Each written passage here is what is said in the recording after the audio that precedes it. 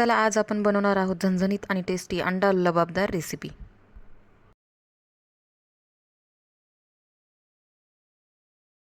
Gas सुरू करा।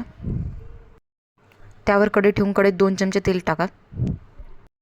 तेल गरम झाल्यानंतर त्यात टाका तेजपान, दालचिनी आणि जिरे। त्यानंतर तेलात टाका 2 बारीक चिरलेले कांदे। त्यानंतर कढीपत्त्याची पाने। नंतर टाका हिरवी मिरची आणि 2 बारीक चिरलेले टोमॅटो। टोमॅटो मऊ होत नाहीत तोपर्यंत गॅस मंद आचेवर ठेवून परतून घ्या। अद्रक लसूण पेस्ट व मीठ टाकून परतून घ्या। त्यानंतर यात टाका काही मसाले, लाल तिखट, हळद, खोबरा पूड आणि घरी बनवलेला काळा मसाला।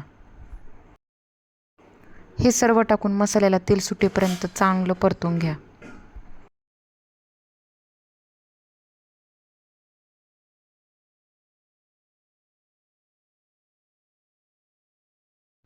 नंतर त्यात थोडीशी कोथिंबीर टाका।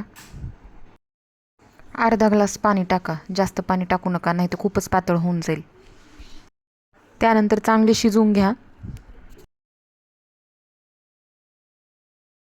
नंतर वाटीत एक एक अंडा घेऊन मसाल्यात सोडा। अशा प्रकारे जेवढे बसतील तेवढे अंडे टाकून घ्या। प्रत्येक अंड्यावर मिरेपूड टाका। 5 मिनिट वाफवून घ्या तर तयार आहे आपला अंडा लबाबदार।